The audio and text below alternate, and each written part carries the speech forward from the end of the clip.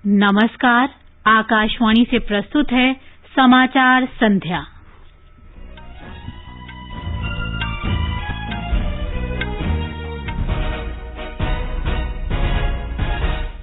प्रधानमंत्री नरेंद्र मोदी ने उत्तर प्रदेश में कुशीनगर अंतर्राष्ट्रीय हवाई अड्डे का उद्घाटन किया। कहा, भगवान बुद्ध की भूमि पर यात्रा अब सुगम होगी। प्रधानमंत्री ने कहा, सरकार के पास भ्रष्टाचार पर अंकुश लगाने की राजनीतिक इच्छा शक्ति है और प्रशासनिक स्तर पर लगातार सुधार किया जा रहा है। राष्ट्रव्यापी कोविड रोधी टीकाकरण अभियान में भारत 100 करोड़ टीके लगाने की ओर। अब तक 99 करोड़ 12 लाख से अधिक टीके लगाए गए। उत्तराखंड में बारिश से संबंधित घटनाओं में अब तक 52 लोगों की मौत। राहत और बचाव कार्य जोरों पर। राष्ट्रपति रामनाथ कोविंद बिहार विधानसभा भवन के शताब्दी समारोह में कल शामिल होंगे। विदेश मंत्री डॉक्टर सुब्रमण्यम जयशंकर ने इजरायल के प्रधानमंत्री नफ्ताली बेनेट से मुलाकात की।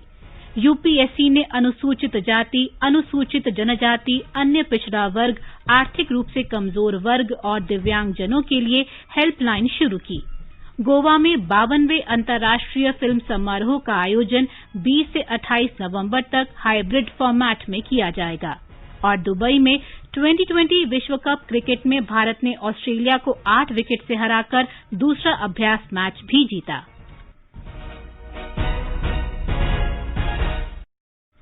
समाचार संध्या में मुकेश कुमार के साथ मैं प्रियंका अरोड़ा। भारत कोविड टीकाकरण अभियान के अंतर्गत 100 करोड़ टीके लगाने का लक्ष्य हासिल करने के निकट है। इस महत्वपूर्ण कार्य में योगदान करने वाले चिकित्सकों, नर्सों और अन्य स्वास्थ्य कर्मियों का आकाशवाणी अभिनंदन करता है। इसके साथ ही हम आपको सतर्क भी करना चाहते हैं कि कोविड अभी समाप्त नहीं हुआ है। आप सभी से हमारी अपील है कि यथाशीघ्र दोनों टीके लगवाएं और अन्य लोगों को भी टीके लगवाने के लिए प्रेरित करें। त्योहारों के समय कृपया इन 3 आसान उपायों का पालन अवश्य करें। मास्क पहनें, 2 गज की सुरक्षित दूरी बनाए रखें, हाथ और चेहरा साफ रखें। कोविड से संबंधित कोई भी जानकारी और मार्गदर्शन के लिए राष्ट्रीय हेल्पलाइन नंबर 011-2397-8046 और 1075 पर संपर्क करें। अब समाचार विस्तार से। प्रधानमंत्री नरेंद्र मोदी ने आज उत्तर प्रदेश में कुशीनगर अंतर्राष्ट्रीय हवाई अड्डे का उद्घाटन किया। उन्होंने विभिन्न विकास परियोजनाओं का उद्घाटन और आधारशिला रखने के साथ साथ राजकीय मेडिकल कॉलेज की आधारशिला भी रखी। प्रधानमंत्री महापरिनिर्वाण मंदिर में अभिधम्म दिवस के अवसर पर आयोजित एक कार्यक्रम में भी शामिल हुए, जिसमें दक्षिण पूर्व एशियाई देशों के बौद्ध भिक्षु मौजूद थे। प्रधानमंत्री ने कहा कि भारत बौद्ध धर्म का केंद्र है और कुशीनगर अंतर्राष्ट्रीय हवाई अड्डे का उद्घाटन बौद्ध धर्म को श्रद्धांजलि है। उन्होंने कहा कि भारत बौद्ध धर्म से संबंधित क्षेत्रों के विकास के लिए प्रतिबद्ध है और इन पवित्र स्थानों को बेहतर संपर्क प्रदान करने के लिए लगातार काम कर रहा है। विश्व भर के बौद्ध समाज की श्रद्धा का, आस्था का, प्रेरणा का केंद्र है। आज कुशीनगर इंटरनेशनल एयरपोर्ट की ये सुविधा एक प्रकार से उनकी श्रद्धा को अर्पित पुष्पांजलि है। भगवान बुद्ध के ज्ञान से लेकर महापरिनिर्वाण तक ये संपूर्ण यात्रा का साक्षी ये क्षेत्र आज सीधे दुनिया से जुड़ गया है। प्रधानमंत्री ने कहा कि कुशीनगर अंतर्राष्ट्रीय हवाई अड्डे पर उद्घाटन उड़ान से श्रीलंकाई प्रतिनिधिमंडल का आगमन आज दोनों देशों के धार्मिक, सामाजिक और आध्यात्मिक संबंधों को दर्शाता है। प्रधानमंत्री ने कहा कि कुशीनगर अंतर्राष्ट्रीय हवाई अड्डा इस क्षेत्र में पर्यटकों को आकर्षित करेगा, जिससे पूर्वांचल का समग्र विकास होगा। कुशीनगर इंटरनेशनल एयरपोर्ट सिर्फ एयर कनेक्टिविटी का ही एक माध्यम नहीं बनेगा, बल्कि इसके बनने से किसान हो, दुकानदार हो, यहाँ के उद्यमी हो, सभी को इसका सीधा सीधा लाभ मिलता ही है। इससे व्यापार, कारोबार का एक पूरा इकोसिस्टम यहाँ विकसित होगा। इससे इस क्षेत्र के युवाओं के लिए रोजगार के भी अनेक नए अवसर बनेंगे। प्रधानमंत्री ने कुशीनगर में ही एक अन्य कार्यक्रम में विभिन्न विकास परियोजनाओं की आधारशिला भी रखी।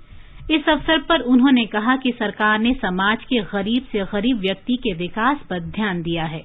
जो बेघर है, झुग्गी में है, जब उसको पक्का घर मिले, जब घर में शौचालय हो, बिजली का कनेक्शन हो, गैस का कनेक्शन हो, नल से जल आए, तो गरीब का आत्मविश्वास अनेक गुना बढ़ जाता है। अब ये सुविधाएं तेजी से गरीब तक पहुंच रही है। श्री मोदी ने कहा कि पहले की सरकारों ने लोगों के विकास की उपेक्षा की और केवल अपने परिवारों के विकास पर ध्यान केंद्रित किया। जो पहले सरकार चला रहे थे, उन्होंने गरीब के दर्द की परवाह नहीं की। पहले की सरकार ने अपने कर्म को घोटालों से जोड़ा, अपराधों से जोड़ा कि इन लोगों की पहचान समाजवादियों की नहीं, परिवारवादी की बन गई। इन लोगों ने सिर्फ अपने परिवार का भला किया, समाज का और उत्तर प्रदेश का हित भूल गए। प्रधानमंत्री ने कहा कि किसी समय उत्तर प्रदेश की गिनती विकास योजनाओं में पिछड़े राज्य के रूप में होती थी, लेकिन अब ये प्रदेश देश के विकास में अग्रणी भूमिका निभा रहा है। एक समय में उत्तर प्रदेश देश के हर बड़े अभियान के लिए चुनौती मान लिया जाता था, लेकिन आज उत्तर प्रदेश के हर बड़े मिशन की सफलता में अग्रणी भूमिका निभा रहा है। स्वच्छ भारत अभियान से लेकर कोरोना के विरुद्ध अभियान में देश में प्रतिदिन औसतन सबसे ज्यादा वैक्सीन लगाने वाला अगर कोई राज्य है तो उस राज्य का नाम उत्तर प्रदेश है। प्रधानमंत्री नरेंद्र मोदी ने कहा है कि पिछले 6-7 वर्ष में राष्ट्रीय जनतांत्रिक गठबंधन सरकार लोगों को ये विश्वास दिलाने में सफल रही है कि भ्रष्टाचार पर नियंत्रण संभव है। केंद्रीय सतर्कता आयोग और केंद्रीय अन्वेषण ब्यूरो के संयुक्त सम्मेलन में श्री मोदी ने कहा कि राजनीतिक इच्छा शक्ति से भ्रष्टाचार पर अंकुश लगाया जा सकता है और सरकार प्रशासनिक स्तर पर लगातार सुधार कर रही है। प्रधानमंत्री ने कहा कि देश को ये भरोसा भी हो गया है कि सरकार किसी भी भ्रष्टाचारी को नहीं छोड़ेगी। श्री मोदी ने सीबीआई और केंद्रीय सतर्कता आयोग के अधिकारियों से सभी स्तरों पर भ्रष्टाचार को समाप्त करने के लिए समर्पण भाव से काम करने का आह्वान किया। भ्रष्टाचार, करप्शन, छोटा हो या बड़ा, वो किसी न किसी का हक छीनता ही है। ये देश के सामान्य नागरिक को उसके अधिकारों से वंचित करता है, राष्ट्र की प्रगति में बाधक होता है और एक राष्ट्र के रूप में हमारी सामूहिक शक्ति को भी प्रभावित करता है। आप सभी साथियों पर, जिन संस्थानों से आपका संबंध है, उन पर करप्शन रूपी अन्याय को खत्म करने की बहुत बड़ी जिम्मेदारी है। प्रधानमंत्री ने कहा कि जैम प्रणाली के माध्यम से सरकार ने इलेक्ट्रॉनिक माध्यम से ठेका देने की प्रक्रिया में पारदर्शिता लाने का काम किया है। उन्होंने कहा कि गतिशक्ति राष्ट्रीय मास्टर प्लान निर्णय लेने में कई अड़चनों को दूर करेगी। राष्ट्रव्यापी टीकाकरण अभियान के अंतर्गत देश में अब तक 99 करोड़ 12 लाख से अधिक कोविड रोधी टीके लगाए जा चुके हैं। कल 14,623 नए मरीजों की पुष्टि हुई। स्वस्थ होने की दर 98.14% हो गई है, जो कि पिछले वर्ष मार्च के बाद सर्वाधिक है। कल 19,400 लोग संक्रमण से ठीक हुए। अब तक 3,34,78,000 से अधिक लोग ठीक हो चुके हैं। आकाशवाणी समाचार सेवा प्रभाग के कोरोना जागरूकता श्रृंखला के अंतर्गत फोन इन कार्यक्रम में आज विशेषज्ञ हैं टीकाकरण पर राष्ट्रीय तकनीकी परामर्श समूह के अध्यक्ष डॉक्टर NK अरोड़ा। कार्यक्रम रात 9:30 बजे से FM गोल्ड चैनल और अतिरिक्त मीटरों पर सुना जा सकता है। श्रोता टोल फ्री नंबर 1800-11-5767 और टेलीफोन नंबर 011-2331-4444 पर प्रश्न पूछ सकते हैं। हमारे Twitter handle @AIR News Alerts #AskAIR पर भी सवाल पोस्ट किए जा सकते हैं। कोविड संबंधी राष्ट्रीय हेल्पलाइन नंबर हमारी वेबसाइट newsonair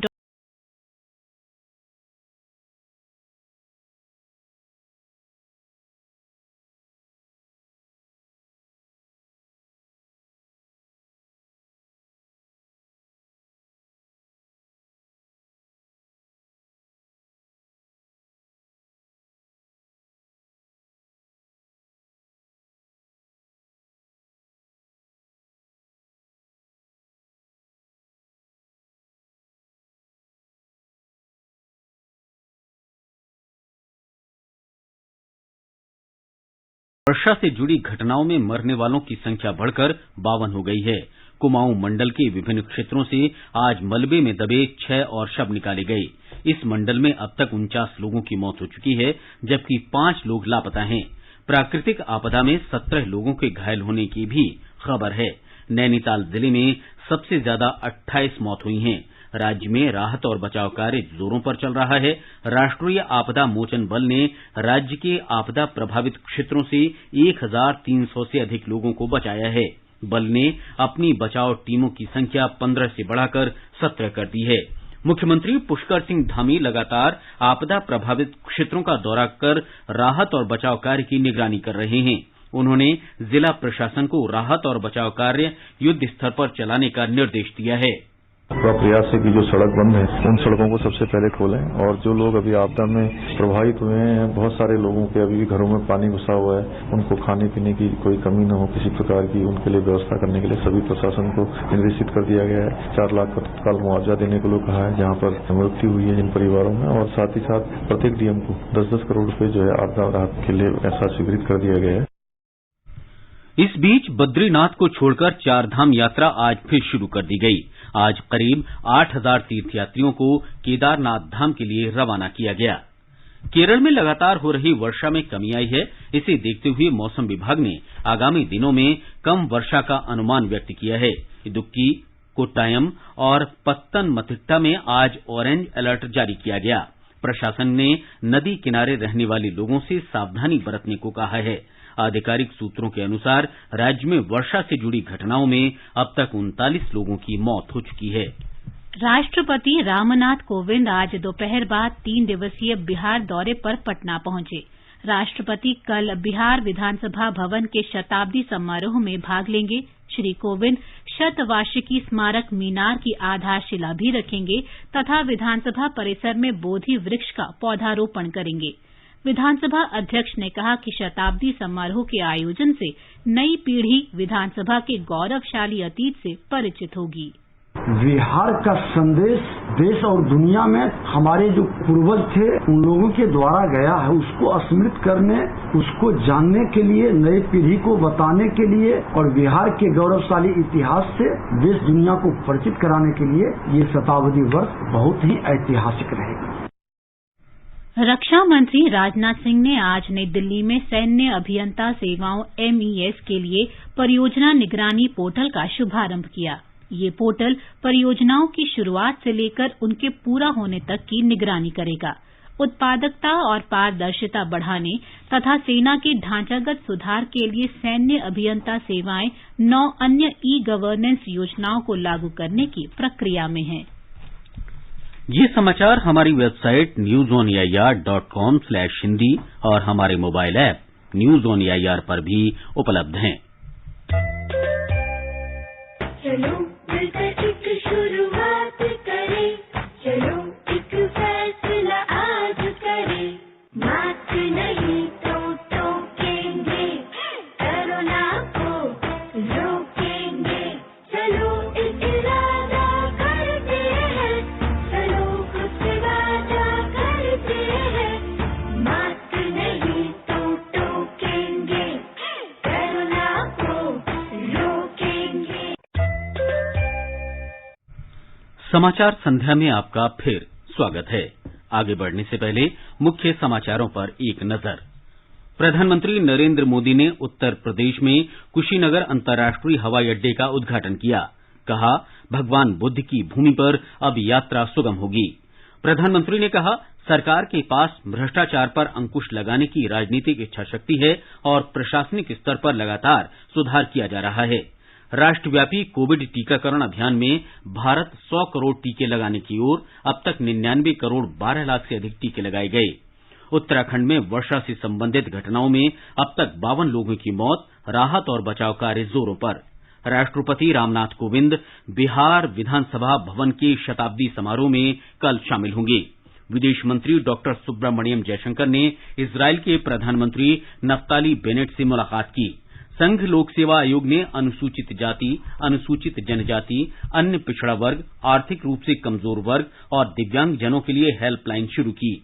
गोवा में 52वें अंतर्राष्ट्रीय फिल्म समारोह का आयोजन 20 से 28 नवंबर तक हाइब्रिड फॉर्मेट में किया जाएगा और दुबई में 2020 क्रिकेट विश्व कप में भारत ने ऑस्ट्रेलिया को 8 विकेट से हराकर दूसरा अभ्यास मैच भी जीता।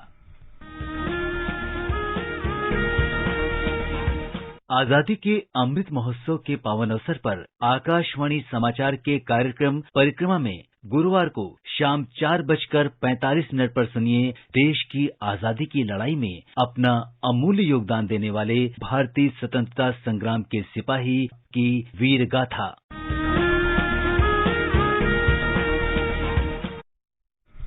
प्रधानमंत्री नरेंद्र मोदी इस समय वीडियो कॉन्फ्रेंस के माध्यम से तेल और गैस क्षेत्र की वैश्विक कंपनियों के मुख्य कार्यकारी अधिकारियों और विशेषज्ञों के साथ बातचीत कर रहे हैं।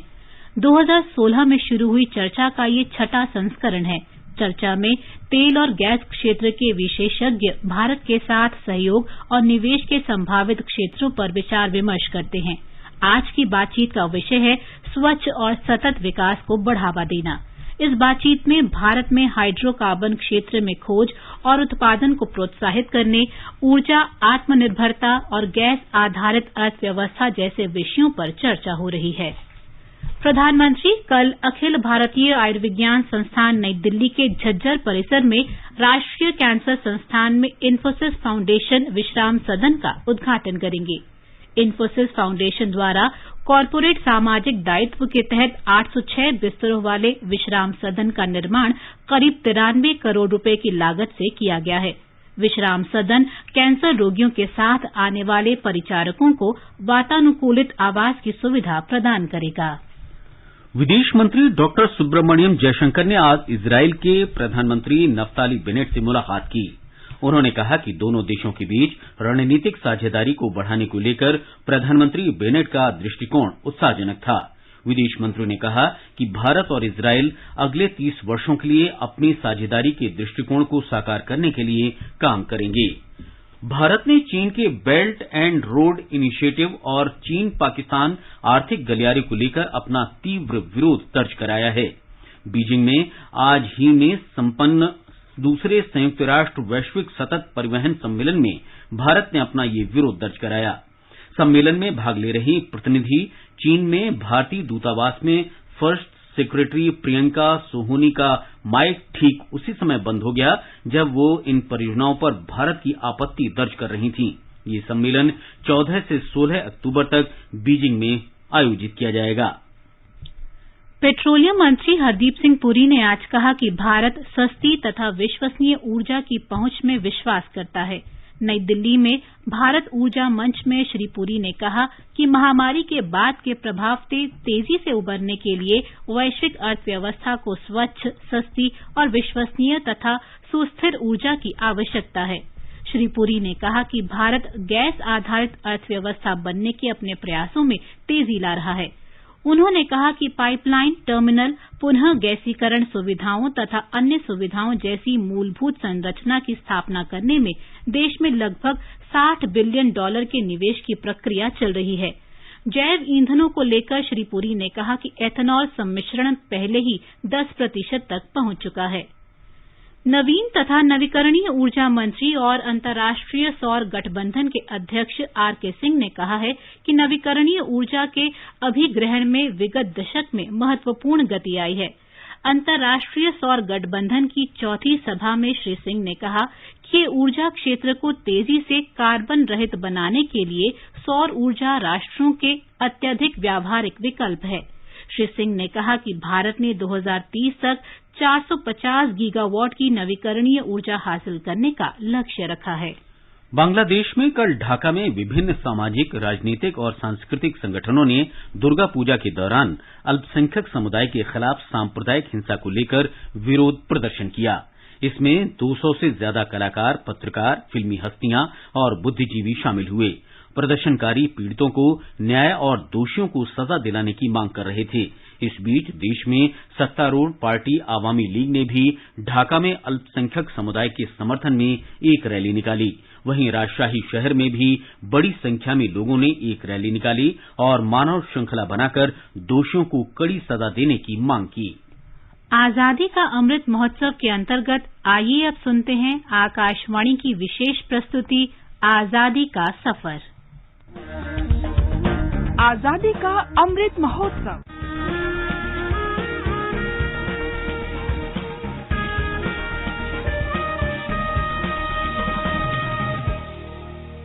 आजादी का सफर आकाशवाणी के साथ भारत का गौरवशाली स्वतंत्रता संग्राम आधुनिक विश्व के अब तक के सबसे बड़े संघर्षों में से एक है। आकाशवाणी समाचार आपके लिए प्रतिदिन इस संग्राम की एक झलक लेकर आता है।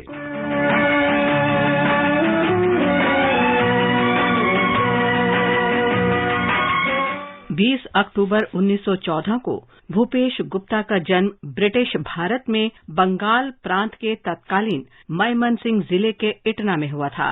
उन्होंने कलकत्ता विश्वविद्यालय के स्कॉटिश चर्च कॉलेज में अध्ययन किया। वो जब स्कूल में पढ़ते थे तभी बंगाल के क्रांतिकारियों में शामिल हो गए थे।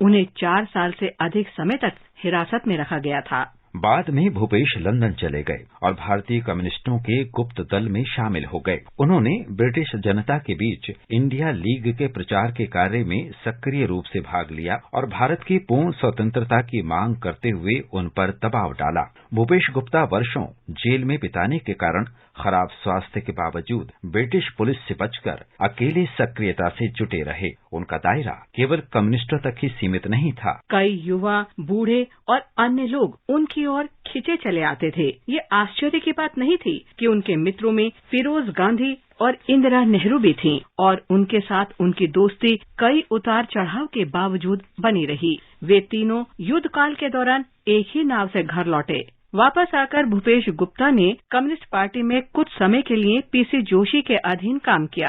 1941 में वे खुलकर सामने आए और बंगाल में सक्रिय हो गए। वे ज्योति बसु के साथ friends of the Soviet union की स्थापना करने वाले लोगों में से शामिल थे। ब्रिटेन में बिताए गए दिनों से ही दोनों एक दूसरे के करीब थे। उनके बीच ये घनिष्ठ मित्रता 1964 में कम्युनिस्ट आंदोलन विभाजित होने तक निर्बाध रूप से जारी रही। इसके बाद भूपेश ने भारतीय कम्युनिस्ट पार्टी के साथ रहने का विकल्प चुना, जबकि ज्योति बसु मार्क्सवादी कम्युनिस्ट पार्टी के नेतृत्व में शामिल हो गए। आजादी के समय तक भूपेश गुप्ता बंगाल में एक युवा लेकिन महत्वपूर्ण राजनीतिक व्यक्तित्व के रूप में उभर चुके थे। उनका इरादा नई ऊंचाइयों को छूने का था। भूपेश 3 अप्रैल 1952 से अपनी मृत्यु तक 5 बार पश्चिम बंगाल से राज्यसभा के सदस्य रहे। वे एक कुशल सांसद थे। भूपेश गुप्ता अन्याय या असमानता के खिलाफ खड़े होने और राष्ट्रीय गरिमा को बनाए रखने के लिए अपने अदम्य साहस के लिए जाने जाते थे। राज्यसभा में निर्भीकता से अपना तर्क रखने के भूपेश के कम से कम 100 प्रसंगों का वर्णन किया जा सकता है। 6 अगस्त 1981 को मॉस्को में उनका निधन हो गया।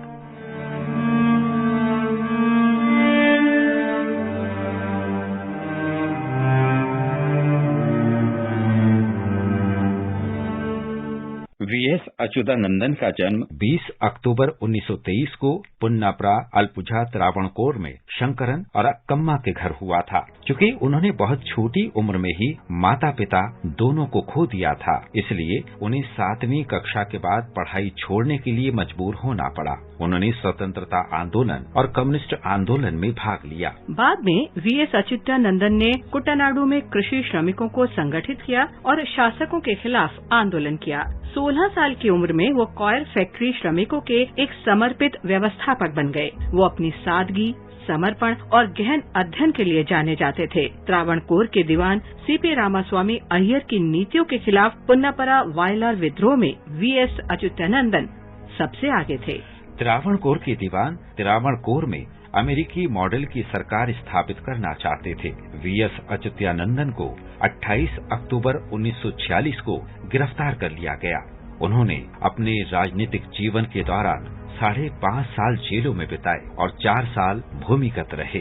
वीएस अच्युतानंदन संसदीय राजनीति में भी सक्रिय रहे। वे 7 बार केरल विधानसभा के सदस्य चुने गए। 2006 में 82 साल की उम्र में वो केरल के 11वें मुख्यमंत्री बने।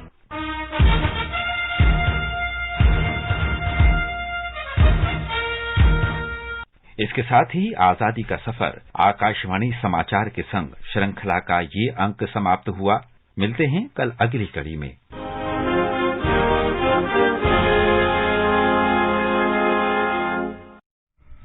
जम्मू कश्मीर के शोपियां जिले में आज सवेरे सुरक्षा बलों के साथ मुठभेड़ में 2 आतंकवादी मारे गए। मुठभेड़ में सेना का एक जवान भी शहीद हो गया है। कश्मीर रेंज के पुलिस महानिरीक्षक विजय कुमार ने बताया कि पिछले 2 सप्ताह के दौरान सुरक्षा बलों के साथ मुठभेड़ में अब तक 15 आतंकवादी मारे गए हैं। जम्मू कश्मीर में पोत परिवहन और जलमार्ग राज्य मंत्री शांतनु ठाकुर ने आज दक्षिण कश्मीर के अनंतनाग जिले में पहलगाम का दौरा किया। पहलगाम में आकाशवाणी समाचार से बातचीत में उन्होंने जम्मू कश्मीर की प्रगति और समृद्धि की दिशा में केंद्र सरकार और प्रदेश सरकार की वचनबद्धता दोहराई। प्रधानमंत्री जी ने जो जो स्कीम लिए हैं, यहाँ आके तो देखे हैं, वो सब स्कीम का बहुत अच्छी तरह से उसका इस्तेमाल हो रहा है और हमारे जितने सारे सरकारी जो अधिकारी लोग हैं ये भी अच्छी तरह से इन लोगों को ख्याल भी रख रहे हैं। बहुत बढ़िया चल रहा है, आगे जाके भी ये चीज बहुत बढ़िया बनेगा। बिहार में आज पंचायत चुनाव के चौथे चरण का मतदान शांतिपूर्ण रहा। राज्य के किसी भी हिस्से से किसी अप्रिय घटना की खबर नहीं है। पटना, सारण और दरभंगा जिलों के 53 प्रखंडों में हुए मतदान में 58% से अधिक वोट पड़े। राज्य में पहली बार पंचायत चुनाव में ईवीएम का इस्तेमाल किया गया। संघ लोक सेवा आयोग यूपीएससी ने अनुसूचित जाति, अनुसूचित जनजाति, अन्य पिछड़ा वर्ग, आर्थिक रूप से कमजोर वर्ग और दिव्यांगजनों के लिए टोल फ्री हेल्पलाइन नंबर 800118711 जारी किया है। उम्मीदवार इस नंबर पर परीक्षा या भर्ती से संबंधित कोई भी जानकारी प्राप्त कर सकते हैं। 52वें भारतीय अंतर्राष्ट्रीय फिल्म महोत्सव के लिए मीडिया के पंजीकरण की शुरुआत हो चुकी है। महोत्सव का आयोजन गोवा में 20 से 28 नवंबर तक हाइब्रिड फॉर्मेट में किया जाएगा। विश्व भर की श्रेष्ठ समकालीन और क्लासिक फिल्मों के एक कोलाज का प्रदर्शन इस महोत्सव में किया जाएगा। कर्मचारी भविष्य निधि संगठन ईपीएफओ के आज जारी अंतरिम आंकड़ों के अनुसार इस वर्ष अगस्त के महीने के दौरान संगठन से 14 लाख से अधिक नए अंशदाता जुड़े हैं। जुलाई की तुलना में ये संख्या 12.61% अधिक थी। 2020 क्रिकेट विश्व कप में दुबई में दूसरे अभ्यास मैच में भारत ने ऑस्ट्रेलिया पर 8 विकेट से शानदार जीत दर्ज की है। 153 रन के लक्ष्य को भारत ने 17 ओवर और 5 गेंद में हासिल कर लिया। रोहित शर्मा ने सबसे ज्यादा 60 रन बनाए। इससे पहले टॉस जीतकर बल्लेबाजी करते हुए ऑस्ट्रेलिया ने 5 विकेट पर 152 रन बनाए। भारत का पहला मैच 24 अक्टूबर को पाकिस्तान के साथ होगा। आकाशवाणी 23 अक्टूबर से 2020 विश्व कप का आंखों देखा हाल प्रसारित करेगा। और अंत में मुख्य समाचार एक बार फिर। प्रधानमंत्री नरेंद्र मोदी ने उत्तर प्रदेश में कुशीनगर अंतर्राष्ट्रीय हवाई अड्डे का उद्घाटन किया। कहा, भगवान बुद्ध की भूमि पर यात्रा अब सुगम होगी। प्रधानमंत्री ने कहा, सरकार के पास भ्रष्टाचार पर अंकुश लगाने की राजनीतिक इच्छा शक्ति है और प्रशासनिक स्तर पर लगातार सुधार किया जा रहा है। राष्ट्रव्यापी कोविड रोधी टीकाकरण अभियान में भारत 100 करोड़ टीके लगाने की ओर। अब तक 99 करोड़ 12 लाख से अधिक टीके लगाए गए। उत्तराखंड में वर्षा से संबंधित घटनाओं में अब तक 52 लोगों की मौत। राहत और बचाव कार्य जोरों पर। राष्ट्रपति रामनाथ कोविंद बिहार विधानसभा भवन के शताब्दी समारोह में कल शामिल होंगे। विदेश मंत्री डॉक्टर सुब्रमण्यम जयशंकर ने इजरायल के प्रधानमंत्री नफ्ताली बेनेट से मुलाकात की। यूपीएससी ने अनुसूचित जाति, अनुसूचित जनजाति, अन्य पिछड़ा वर्ग, आर्थिक रूप से कमजोर वर्ग और दिव्यांगजनों के लिए हेल्पलाइन शुरू की। और दुबई में 2020 क्रिकेट विश्व कप में भारत ने ऑस्ट्रेलिया को 8 विकेट से हराकर दूसरा अभ्यास मैच भी जीता। इसके साथ ही समाचार संध्या का ये अंक समाप्त हुआ। नमस्कार।